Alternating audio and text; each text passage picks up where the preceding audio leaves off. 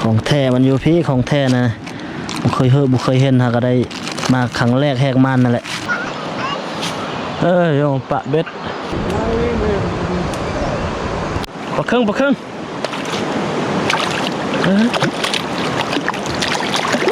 เกี่ยม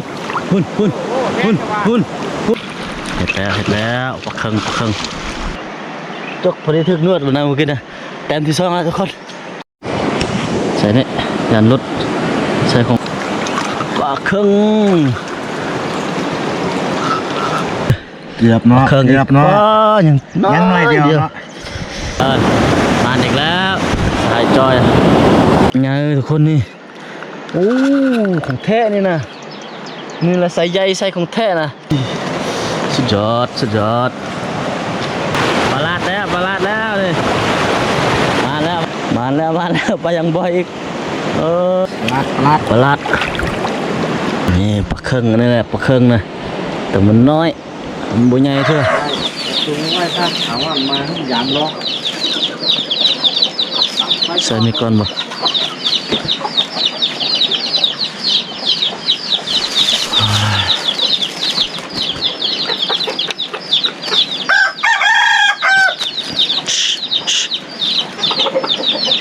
เดี๋ยวไปจัดซะนะ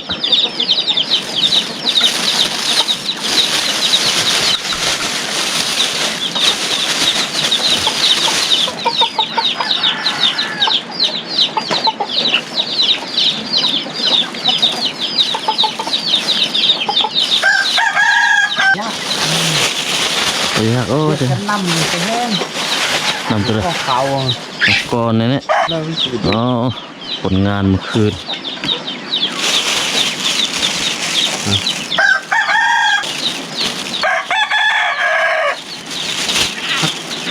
เงี้ยประจัดใจไม่ยอมลงอีกก็เดือนนึงบ่ว่าซ้ำนี่ยามนี่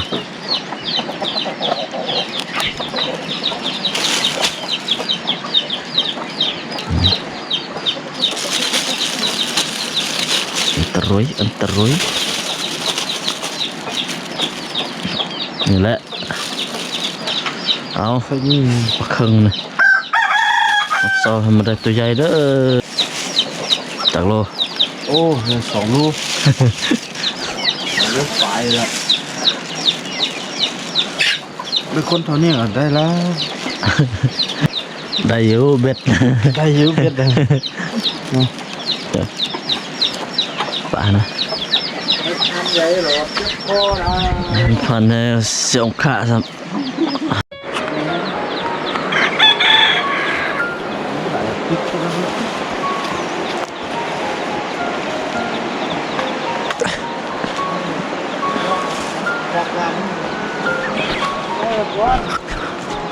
เฮ้ย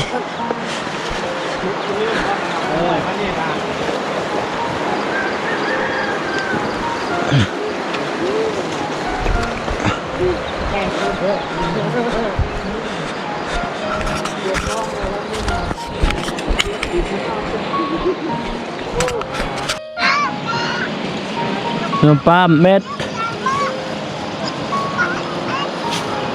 น้ำปลาเม็ด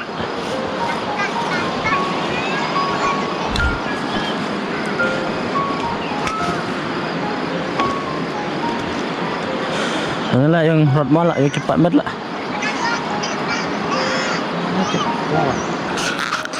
เอาละฮอดบอลละวันนี้จะพากันปะเพื่อนนี่หลังจากที่ย้ายทีมย้ายทัพมาไว้ในเราก็จะพากันยามเบ็ดต่อหอบเศร้าด้วยทุกคนมีแต่เบ็ดน้ำขอบคุณเนาะเขาดำจะได้น้ำมาขึ้นเนาะน้ำบักคุณมาขึ้นนี่ยังมีทีมหนึ่งมาดำป่าทุกคนจักเขาดำเห็นจะได้เอาทุกคนเปลี่ยนเครื่องเปลี่ยนข้องแล้วก็สียามเบ็ดลงไปมานประมาณเขาลุ้นนำกันต่อน้ำมันนี่นะทุกคนเนาะว่าสีคนงานเขาสีมานบ่ว่าเขาสีได้ปลาครึ่งปลาแค่บางวันนี่ก็ยังบ่ได้เท่านั้นก็คือจักแต้มเท่ากับสหายจอยคือกับปลาดุกเช้านี่มานประมาณเขาลุ้นนำกันทุกคนโอ้ดังไฟใส่เครื่องกันแล้วดังไฟ ดังไฟปะจากนั้นเราสิมาฟิงจานนาวเนาะไปเดี๋ยวนี้หายจอยลงน้ำเนาะไปเล่นน้ำกันทุกคนว่าเฮาสิมานบ่ครับเช้านี่ ใส่มันหมายไข่หันลูกใส่ของคนนึงใส่นำไว้เลย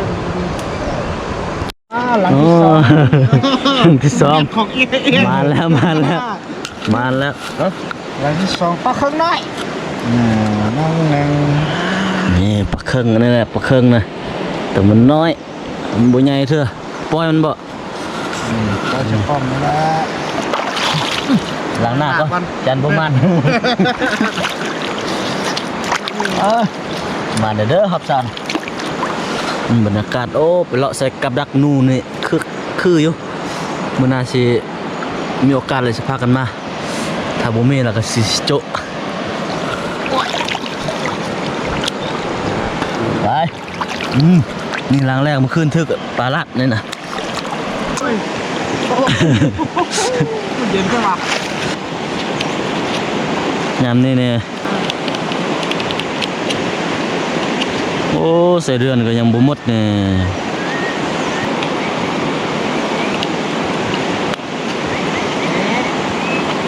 โอ้มาแล้วตามซองแล้วสหายจอยนะ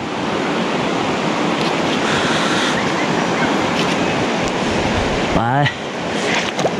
นี่แต้มที่สองโอ้มาแล้วปลาด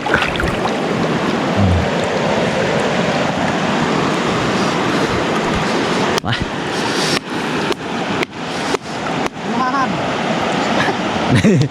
โอ้ปลาปุ่มเป้า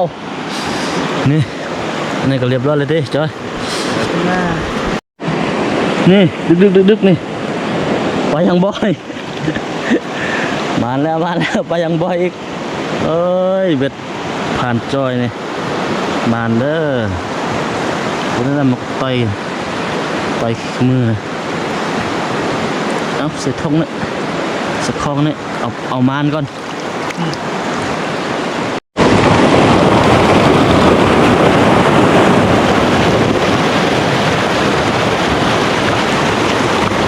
ลุ้นทุกคนมีกระตุกปลาดแล้วนี่มาแล้วร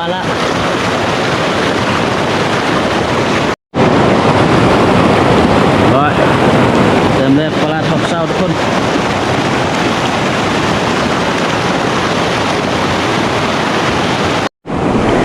มันอีกแล้ว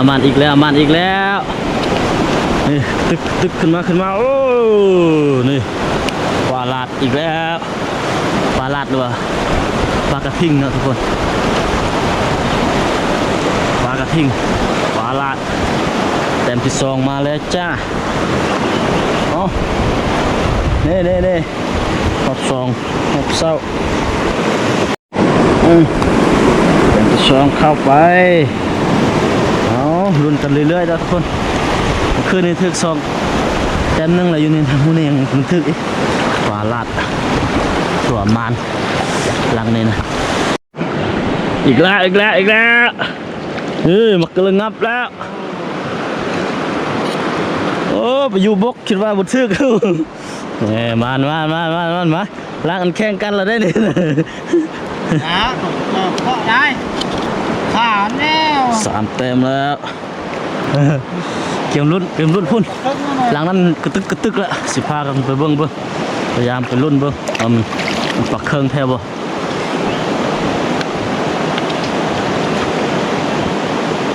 นี่พุ่นหลังนั้นนะทุกคนกระตึกไว้สิไปเบิ่งว่ามันปักเครื่องหรือว่าไปรุ่นนำกันทุกคนฮึบ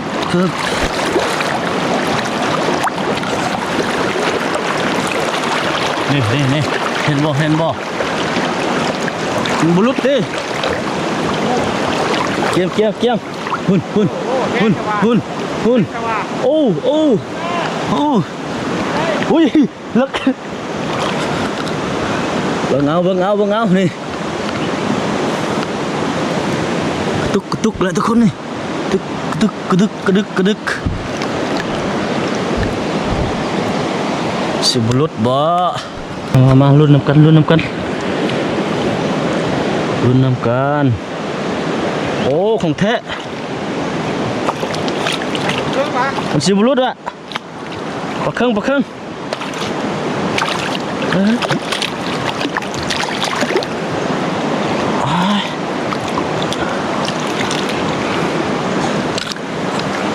ปลาเครื่อง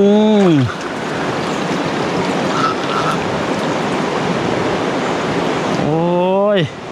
ก็แต่น้อยเดียว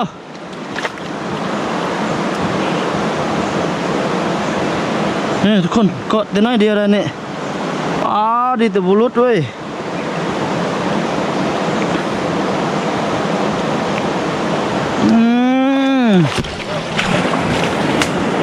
มาแล้วทุกคนนี่แหละปลาเครื่องปลาเครื่องของแท้แล้วนี่นะเฮ้ยสุดยอดนี่แหละอยากเห็นปลาเครื่องนะได้เห็นละนี่โอ้แต่ใส่นี่ก็พอดีต้มส้มพอดีคักแล้วทุกคนใส่นี่นะมันแต่มันบ่แม่นเบ็ดข้าพเจ้าเนาะเบ็ดหมูเฮ้ยสุดยอดนี่ก็แต่ได้เดียวกับลุด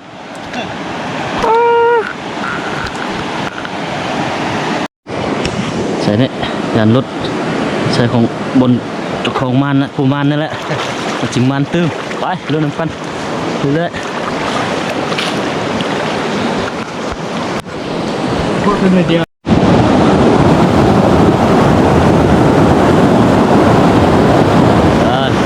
มาอีกแล้วสายจอย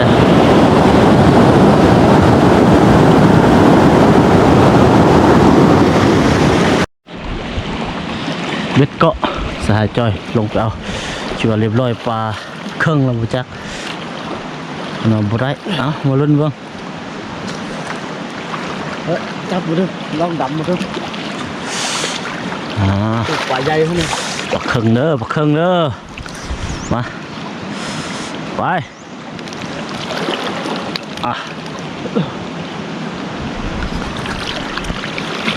เห็ดแล้วปลาเครื่องไว้เด้อปลาแมวอ๋อคอใหญ่เนาะตัวใหญ่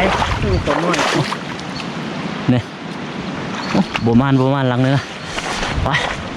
โอ้ทุกคนหลังนี่มาอีกแล้วมันประหลาดใหญ่ทุกคนนี่โอ้ของแท้นี่นะนี่แหละใส่ใยใส่ของแท้นะจอยใส่ใยได้แล้วใส่ใยของแท้มาแล้วทุกคนนี่แหละของแท้นะปลากระทิงใหญ่สุดเท่าที่เคยได้มาเนาะทุกคนเนาะเริ่มมีปลาใหญ่แบบนี้ตายแต้มมาเลยทุกคนหลังจากที่ถึกอยู่บ้านคุณเนาะแล้วมาใส่นี่กว่าสายจอยพนันบ่เคยมีปลาใหญ่สำนี้มื้อนี้มีเจอแล้วนี่ของแท้แล้วนี่อ๋อได้แต้มสำนี้จาก10แต้มเนี่ยโอ้บ่ให้ว่าละบ่เสียใจละของแท้นี่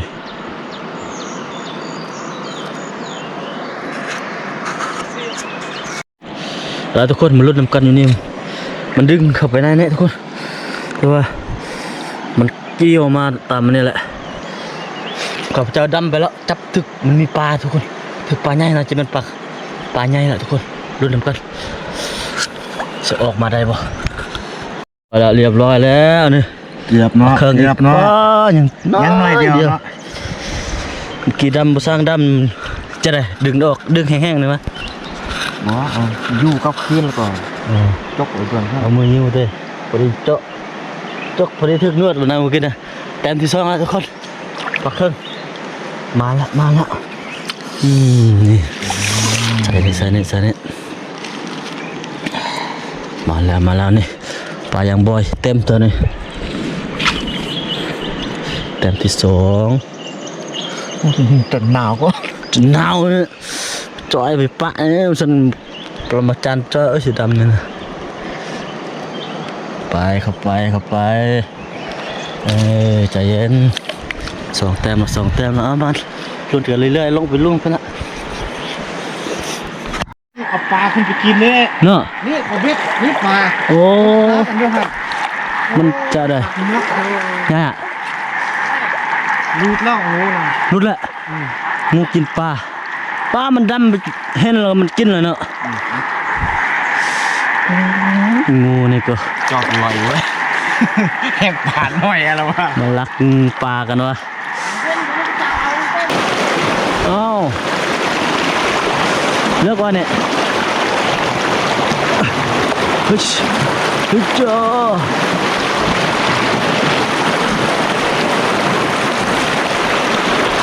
โอ้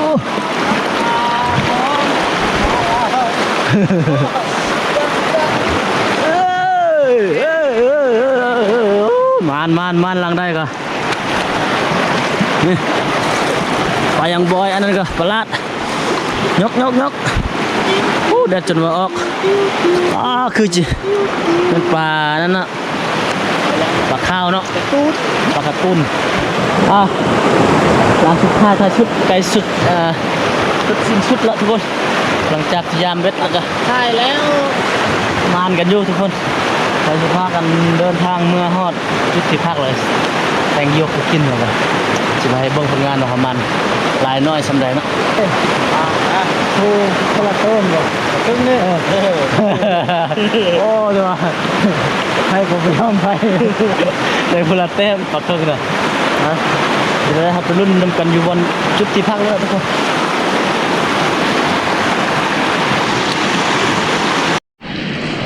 เอาละสิผลงานเป็น โอ้ งานปลา ไฟ กินอยู่ที่นี่หมด กินอยู่เฮือนอ่ะกินอยู่พี่คักแท้โอ้ มีเข่าอะฝั่งคุณฝั่งไหนปลา สรุปผลงานแต้มลายบ่แค่มาผมจริงอยากกินอยู่พี่โอ้ เห็นอะไร มีน้ำในคักบรรยากาศแต่ว่าเรียนปลาสิเป็นสิเน่า เดินมาที่ท้องที่ร้อน นี่หอมเมื่อคืนนี่ก็ได้ลายพอสมควรนะทุกคน ร้อนเขาเนี่ยหอมตัดกดไว้เห็นไหม หอบเศร้านี่ก็หลายนี่เท่าแล้วนี่ก็บ่ธรรมดาเด้อ พอท้องมาเขาเราในใส่ของ นี่เอิ้น รัดพวกตัวนึง นี่ของแท้ออกมาแล้วของแท้แล้วปั๊บเบิ่งเด้อมาเบิ่งผลงานดูกันทุกคนนี่สำของบักจ้อยเด้อนี่นี่ดิดหางแดงกิ๊ดนี่โอ้ยน้อยได้ของเอานะมาทุกคนมาเบิ่งผลงานกันว่ามื้อนี้เราได้ลายสำใดจะได้โอกาสบ่ได้มากินอยู่แคมป์น้ำนี่ทุกคนเนาะทุกคนได้เบิ่งเพราะวันนี้ก็มาค่ำมืดเด้อใส่เบ็ดกันไปแล้วนี่มาไปเบิ่งผลงาน ทำเนี่ย อ๋อมันบ่มันก็เบิ่งนำกันนี่แหละทุกคนหลังจากที่ต่อสู้กันหมดคืนหมด เช้านี่ของแท้มันอยู่พี่ของแท้นะบ่เคยเห็นหาก็ได้มาครั้งแรกแหกมันนั่นแหละมานำสหายจอยก็ได้ไล่แต้มเติบด้วยนี่แต่มันตัวน้อยเนาะว่าหันนี่ก็แม่นอ่ะนี่เป็นงาน3 คนก็สิได้ประมาณนี้แหละทุกคนก็ฝากไว้ซำนี้ก่อนก็พอได้กินพอได้มันพอได้ปิ้งได้ต้มกันอยู่มื้อนี้ก็สิมีแต่ซำนี้แหละบ่ได้กินข้าวแคมน้ำเท่าเนาะไว้โอกาสหน้าก่อนให้จอยสิพาไปลานูยังค่อยมาเอาอีกเนาะเอาแบ่งกันและสิพากันเดินทางกลับบ้านแดดก็ออกแล้วเบิ่งบ่ได้เบิ่งโมงจักโมงแล้วครับ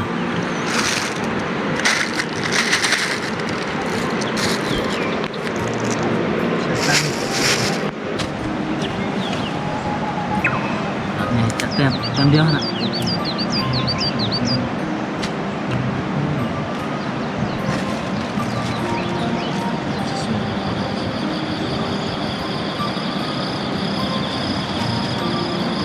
กดน้อยเดียว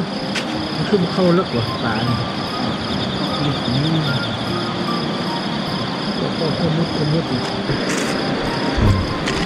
แบ่งพูด3 พูด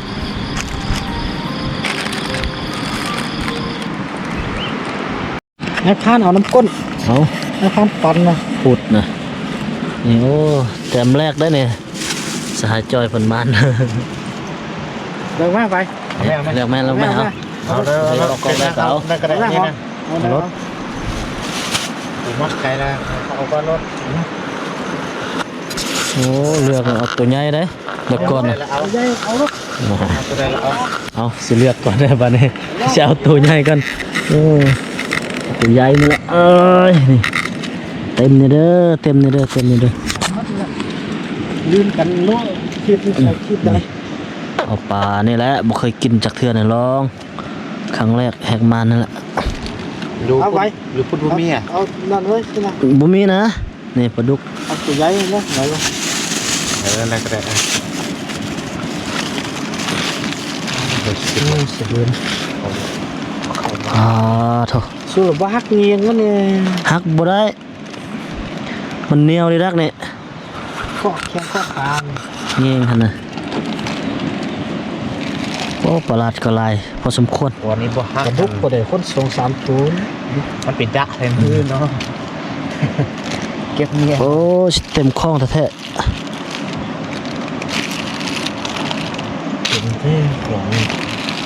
ๆของน้อย ของน้อยเนาะ จะนี่กระทึก กระดุกเท่า ทึกทึกของแม้แต่ขององค์ไม่ได้ กระดุก 4ตัว5ตัวเนาะ ของมานากูได้ละเบิ่งได้เด้อปาน